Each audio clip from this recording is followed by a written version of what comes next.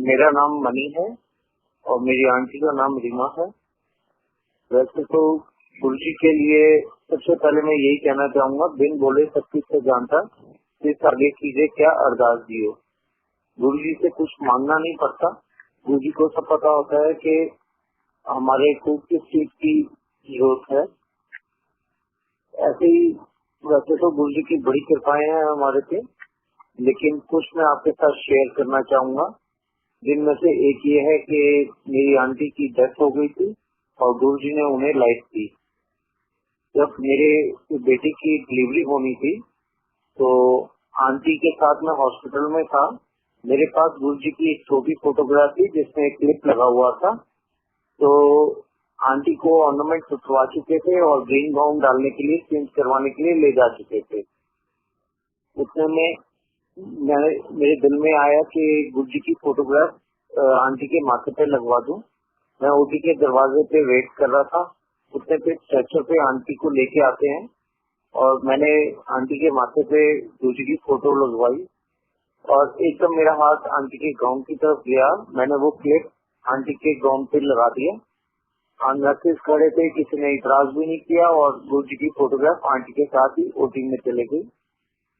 Delivery के बाद अचानक आंटी की हालत बहुत खराब हो गई, बहुत सीरियस हो गई।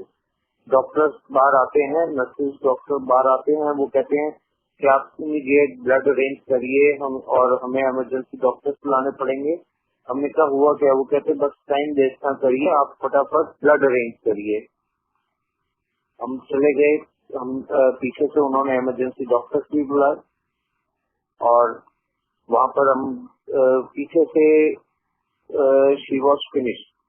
आंटी कहती हैं कि मैं अपने शरीर से बाहर निकली, ओटी की छत हट जाती है और वो ऊपर खड़े होके अपने आप को उन्होंने पूरा कटा हुआ देखा।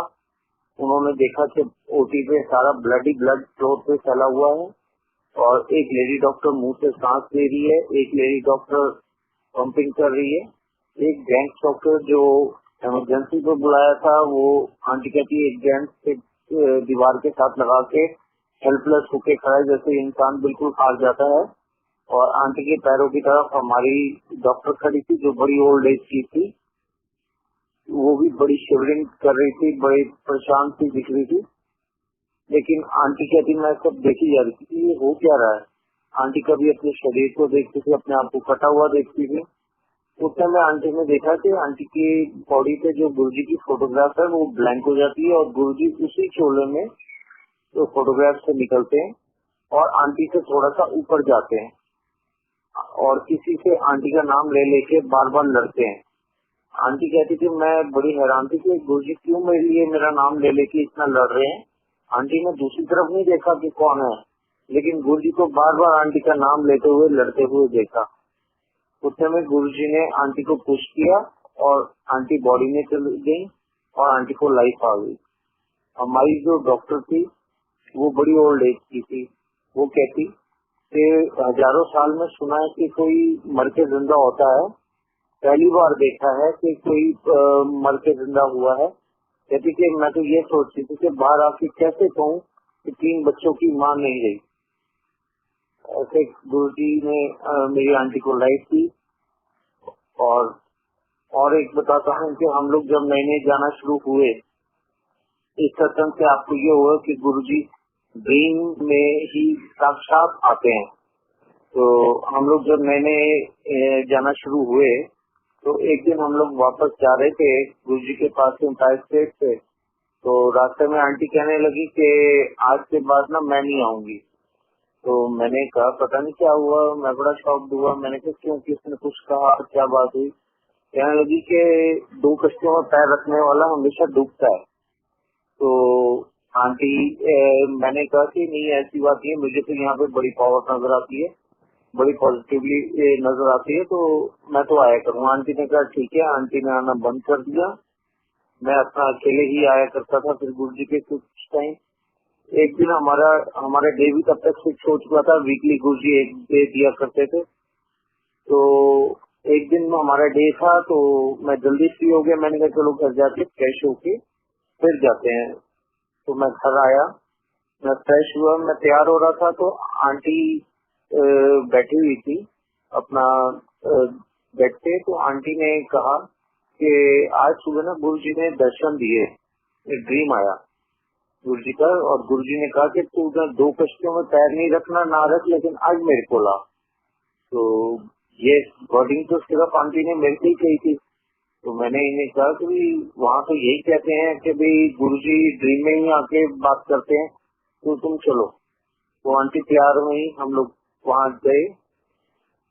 वहाँ गए तो पूरा हॉल फुल पैक था। गुरु जी को जैसे आगे वीआईपी सारे घेर के बैठे हुए थे, और पीछे ऊपर बाहर सब संगत थी, मतलब पैर रखने की जगह भी नहीं थी हॉल में। मैंने जैसे माथा टेका, गुरु जी ने वैसे ही इशारा किया जैसे नॉर्मली करते थे, बाहर की तरफ या ऊपर की तरफ। तो आंटी ने जैसे ही माथा टेका, गुरु जी ने अपने चरणों में जगह बना ली। वहाँ पे जगह भी नहीं थी, फिर भी गुरु जी ने अपने चरणों में इन्हें बैठा लिया। और दूसरी बात आंटी कहती है, मैं देख के शॉक्ड हो गई कि गुरु जी ने सुबह ड्रीम में जिस चोले में दर्शन दिए थे, वही चोला शाम को पहन के बैठे हुए थे। तो ये सब गुरु जी ने आंटी को ये बताने के लिए किया कि ये तुझे ये कोई ड्रीम नहीं था, ये तुझे मैंने बुलाया है। और वैसे एम्पायर स्टेट में एक बार ही चाय प्रसाद मिलती थी हमेशा सबको। उस दिन एक बार ही आंटी को मिली, दोबारा गुरुजी ने शिमला अंकल को इशारा करके बुलाया और दोबारा चाय प्रसाद दिलवाई। तो लाइफ तो गुरुजी ने उसी टाइम ही ब्लेस कर दी कि गुरुजी को तो सब पता होता है फ्यूचर का कि किससे क्या कष्ट आने वाला है। गुरुजी ने शायद उसी दिन ही आंटी का कष्ट काट दिया था। तो वैसे तो सत्संग बहुत है। गुरुजी ने गुरुजी ने जब भी आंटी ने माथा टेकना, गुरुजी ने यही कहना, कोई पास खड़ा होता तो गुरुजी क्या करते थे, करोलबाग वाली आंटी है, क्यों आंटी करोलबाग वाली आंटी है ना, ऐसे करके गुरुजी हमेशा से क्या करते इसका ऐश का मतलब गुरुजी ने बहुत प्यार दिया, बहुत कृपाएं करी। हमारी बेटी हुई तो गुरुजी ने उसका नाम भी रखा महक। तो गुरुजी के लिए तो गुरुजी तो भगवान है, गुरुजी से ऊपर कोई नहीं है। जो लाइफ दे सकते हैं, जो मरे हुए को जिंदा कर सकते हैं, वो तो सिर्फ भगवान ही हो सकते हैं और तो कोई नहीं। जय गुरु।